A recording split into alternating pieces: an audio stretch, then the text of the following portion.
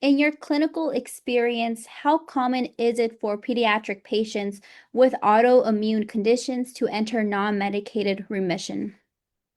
So it really depends on the type of the pediatric autoimmune disease that we're looking at. So within pediatric rheumatology, there are several autoimmune diseases, and a lot of them actually do go into remission.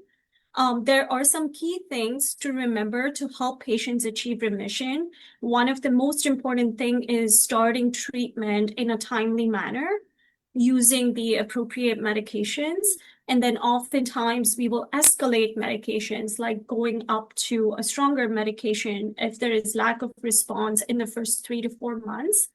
And then lastly, continuing treatment for a long duration, even after the patient goes into remission, is really important so that they do not have a relapse again. All right, thank you so much for that answer. And let's go right into the second one. What do we currently understand about the factors, biological, environmental, or behavioral, that could influence remission in autoimmune diseases? Yeah, I think that's a great question. It's a very timely question. We definitely know that pediatric rheumatologic diseases are caused by an interplay of a lot of factors, including genetics, epigenetics, and environmental factors.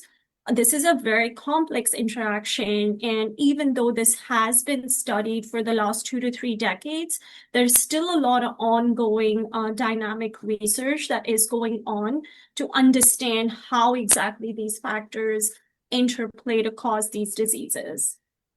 Okay, yes, ma'am. And going to the third question, with the second part taking out, are there documented cases in literature or clinical settings where lifestyle, diet, or integrative approaches contribute to remission or reduced disease activity? Yeah. Again, I think a very timely question. And, there's a lot of information out there about diet and autoimmune diseases. And I want to say, as a physician, not all the information that we read on Google is appropriate or accurate. Diet does play a role with some specific autoimmune diseases, but not for all the diseases. So it's not like a one size fits all. It's not like restricting a certain amount of food, a certain type of food will completely eliminate autoimmune diseases. But a healthy, balanced, nutritious diet is really, really important for any growing child with or without an autoimmune disease. So restricting certain food types in a growing child with an autoimmune disease is not recommended for the treatment of a disease. So I think it's important when families choose to make lifestyle changes for their children, it's important that they seek their physician's guidance, because some diseases will actually benefit from eliminating certain types of food, but some may not. And also important to continue the prescribed medications when you're making lifestyle changes. Yes, ma'am. Excellent answer as well, because like you said, one size doesn't fit all. Something could work for this person, something doesn't work for that person. Um, Exactly. Perfect. And then okay. And what are the potential risks of families pursuing non-standard treatments without medical oversight? Um, I think people are so desperate to find a solution to whatever ailment, disease, or condition they have that sometimes they say, you know what, I don't need a doctor to help me out with this. I don't need a medical professional. I'll do these things on my own. I mean, what are the risks when it comes to these choices that sometimes people have to make? Yeah, absolutely. Again, great question. And, it's in the line of what I said for the previous question. There is a lot of information out there. A lot of that is, in fact, misinformation. There is also some mistrust in the medical profession. So I totally hear when families, don't want to seek a physician's advice and just pursue, for instance, functional treatment or just make lifestyle changes. So I think what is important is to have a team approach, including the physician. But also, we want to respect what families want. And if families are interested in making dietary changes or lifestyle changes, I think it's a discussion that we all need to have together as a team. So in pediatric rheumatology, we actually really very strongly believe in shared decision making. So we share the decision making for the child with the parent, I'm not going to tell a parent what to do for their child because it's ultimately their child, but I can give them advice about what can go wrong if you do not take prescribed medications. Mm. So one good example is, for instance, some families want to give supplements to their children, and that is okay, but it is important to run it by your physician because some of the ingredients in those supplements may have an interaction with the medications we are prescribing, and that interaction could be dangerous for the child. So that's just one, very common example of what families want to do and how that can go wrong if we're not all communicating and if we're not all on the same page about it. Yes, ma'am. All right, perfect. And then, all right, last questions.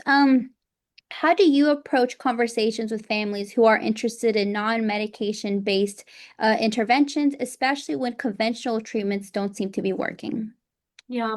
So in pediatric rheumatology, we say conventional treatment, but there are actually several steps to the conventional treatment. So what we use is called step up therapy. So we're kind of taking a step up each time after we reevaluate the patient's response.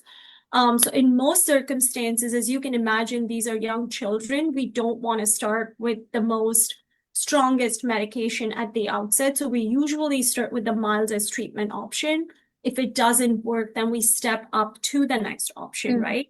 And these medical decisions are guided by publications in the literature. So there are studies that have been done in thousands of children with similar diseases.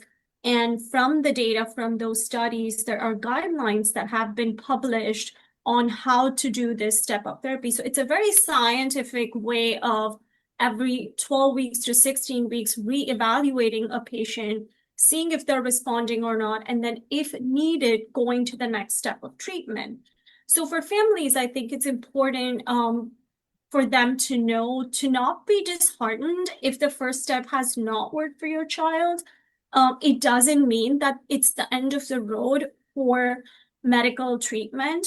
Um, I can imagine that families get discouraged and want to explore non-medication options, but I want to reassure them that all these things are being done by a lot of good and important data that has been published.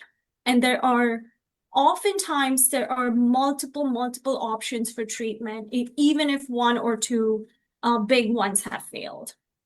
And when we make this decision about whether conventional treatment, the first step or the second step, is working or not, there's a lot of factors that go into this decision also. So one of the things is, the family, again, this is shared decision making, what the family thinks about how their child is doing clinically. What is my assessment in clinic of how the child looks? What are the lab results reflecting? What is the family history for this child? Is there a lot of autoimmune disease in the family? This may be something that needs more stronger medication options. So again, I think it's a conversation to be had with the family and for all of us to get on the same page about it. And I think as supplementary measures to prescribed medications, incorporating a healthy, balanced diet, incorporating healthy lifestyle changes such as exercises is always going to be safe and beneficial. But I don't think that that is a substitute for medications in pediatric rheumatologic diseases.